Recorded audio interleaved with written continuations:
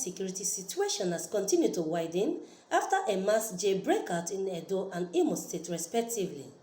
Statistics shows that over 1,800 inmates escaped during the various attacks by unknown gunmen who invaded the correctional facilities, although a report says about 107 inmates who were among 1,844 convicts who escaped during an attack in Owerri prison of Imo State surrendered to the prison authority.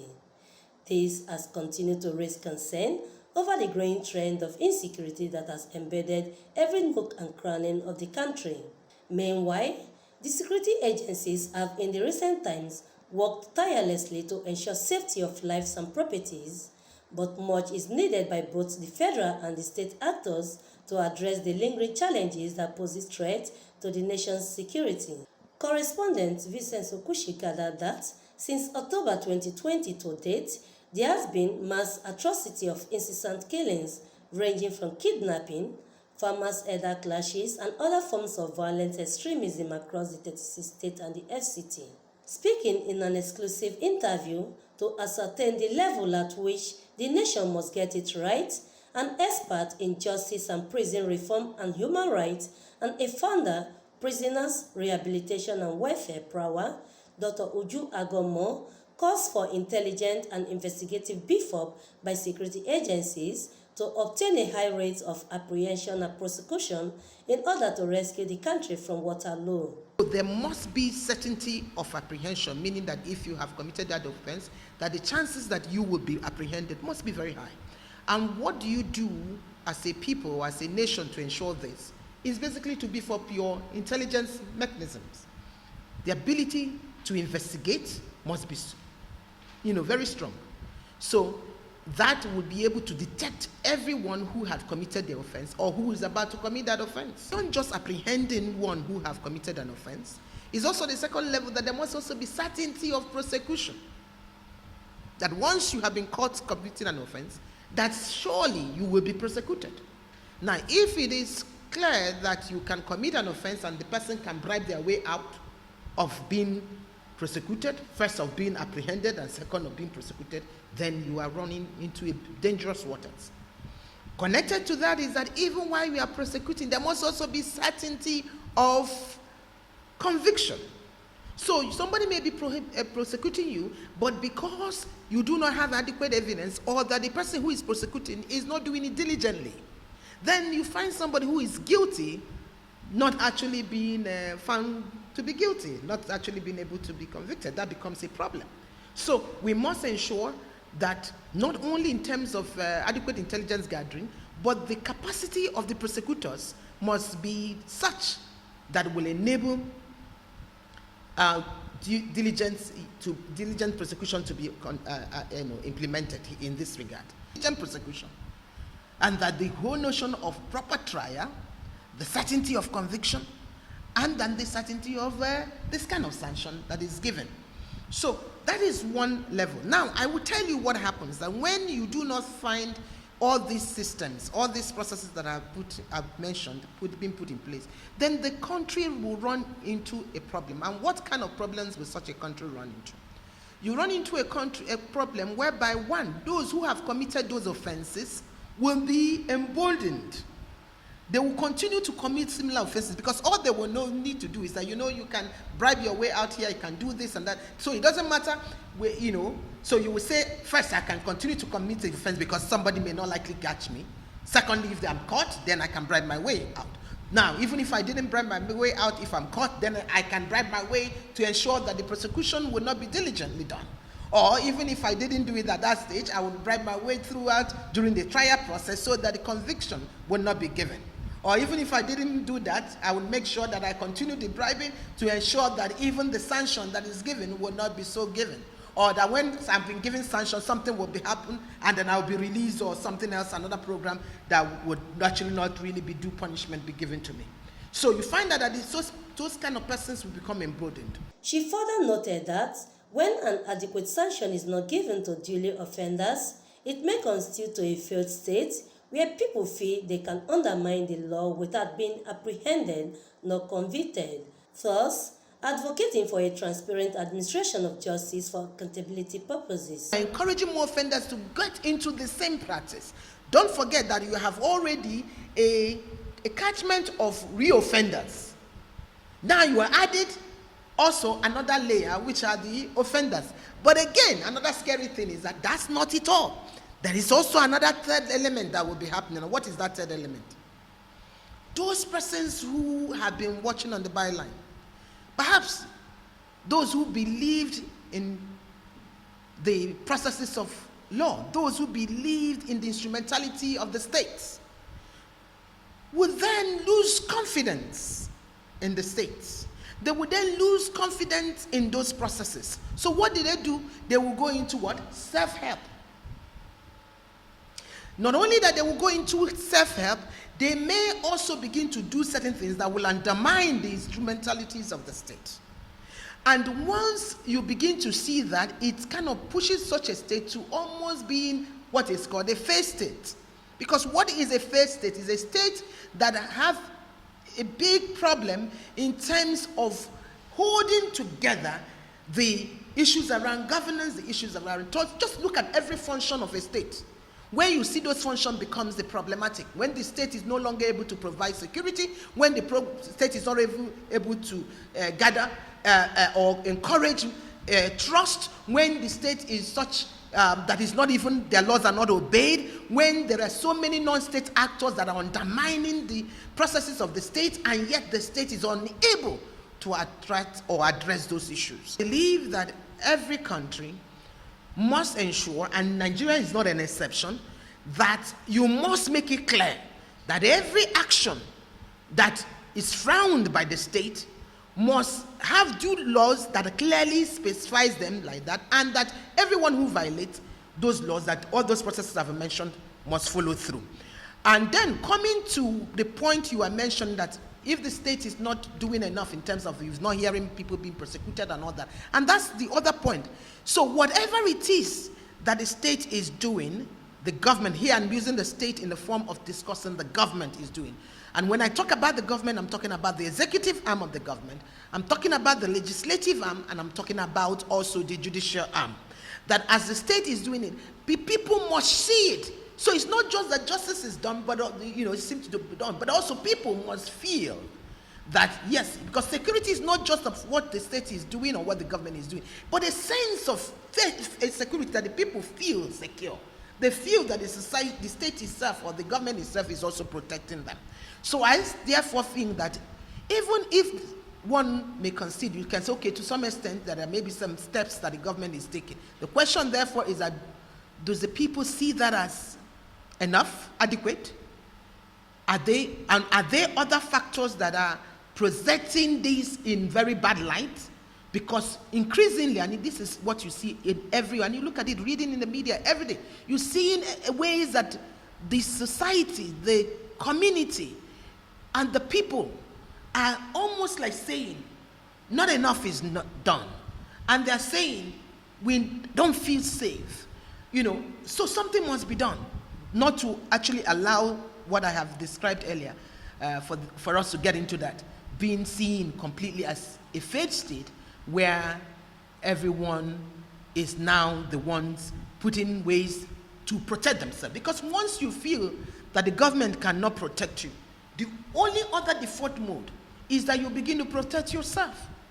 Hearing, looking inwardly on the entire structure of the Nigerian justice system, Dr. Uju stresses that it has not been effective in its administration, adding that the cumbersome in nature of inmates in custodial facilities are as a result of the slow process of the wheel of justice, contributing to its inefficiency in service delivery, hence demanding for a well-structured database institution in order to save costs.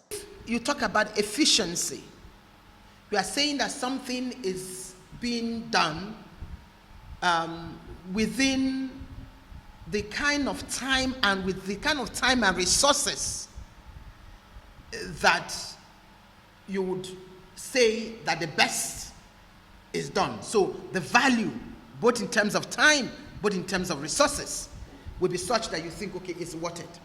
But when you see a system whereby you have a process that is so expensive, so bureaucratic, and that the delay that it incurs, it becomes very problematic, or the bureaucratic nature of the justice system that we have, you have a situation where the government is paying so much money on this. So I'm still on the point of efficiency.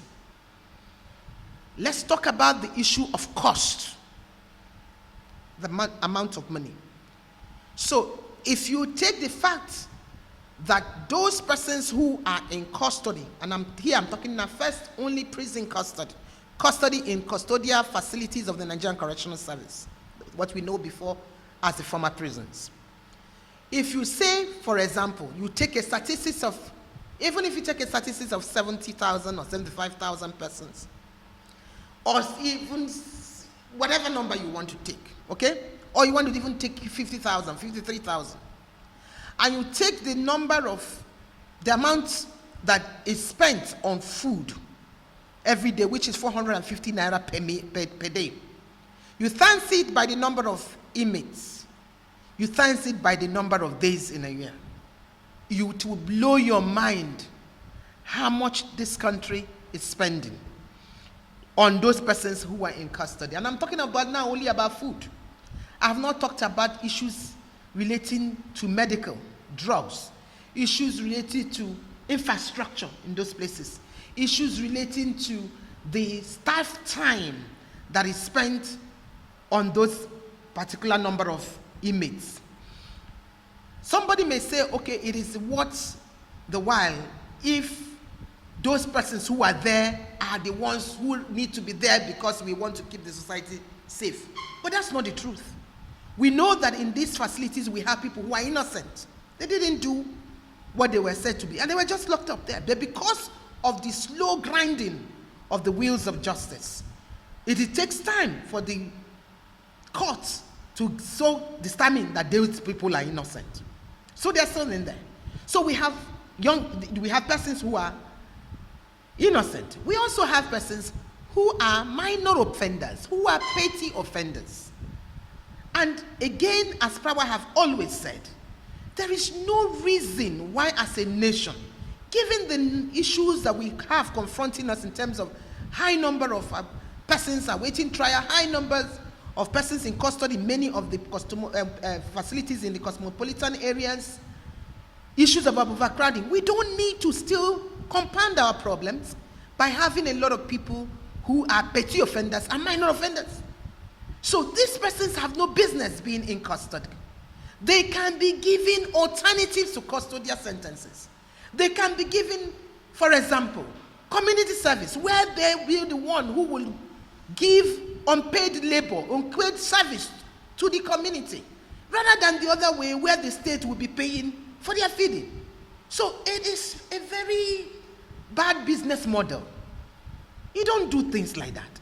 And more so, not only in terms of cost, if these people spend time in these facilities, they get themselves to be contaminated by the hardened offenders. Because don't forget, there are some people who are real offenders who are there, who need to be kept there, and then if they're there, there will be enough space, enough time, enough resources, manpower to address their problem and be able to talk about the issue of reformation, rehabilitation, and integration of this.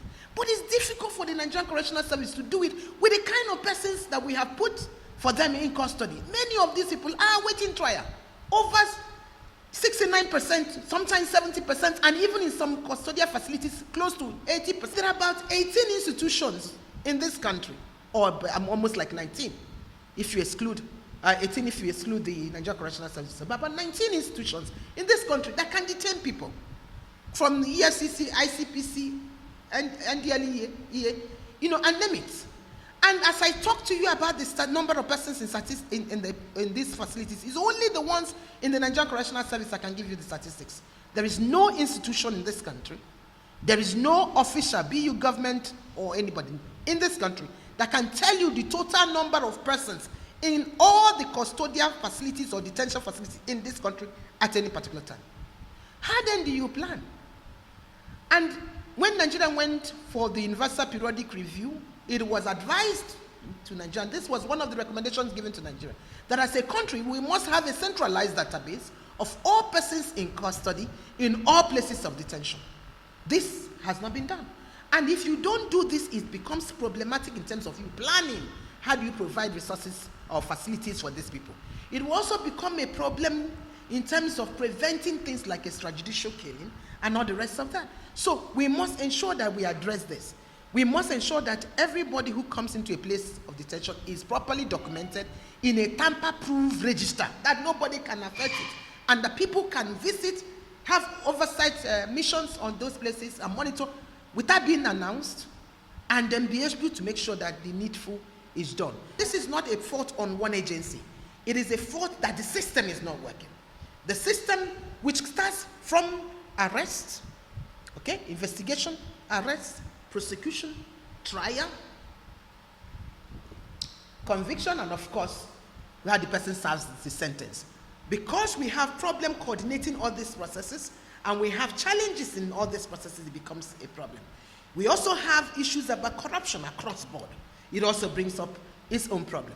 Also speaking on Nigeria's Correctional Service Act of 2019, Prawa Executive Director urged for proper implementation of the Act to ensure adequate funding, rehabilitation, and reintegration of persons in custodial and non-custodial facilities across the country, noting that putting these structures in place will seek to correct the anomalies of the criminal justice system across the board.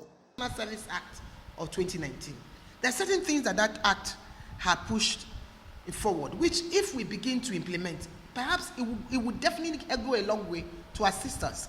So in understanding this, the first thing I must say is that you know that that act came in and said, we will now have an expansion of the former Nigerian Prison Service to now have a new name, which is Nigerian Correctional Service, which will now have two ambits, which is the custodial service and the custodial service. The beauty of this is that it then ensures that if we do need needful, that somebody who has been said to be an offender can be supervised while they are in custody, but also in the community. Okay? So if you go to Section 2, subsection 1A to D of the Nigerian Correctional Service Act 2019, it tells you the objectives of this act. And everything that it says there is very, very important. The things that as a nation we're supposed to support is full implementation. Let me pause and say, no matter how beautiful a law is, if it is not implemented, you are wasting your time. So yes, we have a beautiful piece of legislation in terms of the Nigerian Correctional Service Act of 2019. But we must ensure that we enjoy the fruit of that legislation and the benefit of it by ensuring that it is fully implemented. And there are elements of it that are not being implemented. And this is why we must ensure that proper funding is given and proper monitoring, capacity building is also carried out to make sure that this is happening. Look at Section 9 of the Act. It says that every place that the minister will designate as custodial facility must have proper ventilation, proper this, proper that. So part of it means that we must use that as a standard and check the compliance level of all the facilities so that where there is a problem, we can address it. That needs to happen. So we need to be able to check that for each facility to say, how are they complying in terms of accommodation space, in terms of ventilation, in terms of lighting, in terms of water, hygiene, and you know that's really important. The second point in terms of the objectives talks about this issue of providing enabling platform in terms of non-custodial measures. There are some very good things that the Nigerian Correctional Service have done in terms of fulfilling that section. So for example, if you look at Section 8, it talks about having a directorate for non-custodial measures, and I know at the moment they have established that.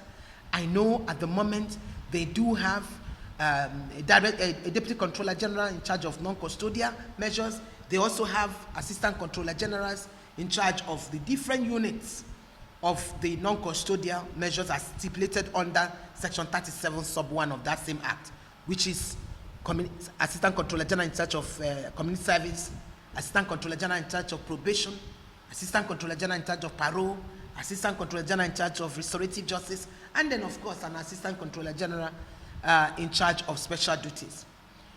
So we know that. We also know that they have, in all the states of the Federation, they do have unit for the non-custodial with at least a director, a deputy controller of corrections in charge, and they have staff designated. But we want to see more. We want the legislature to be able to do that. As part of the provisions of that new law, talks about even a non-custodial fund. That has not been activated.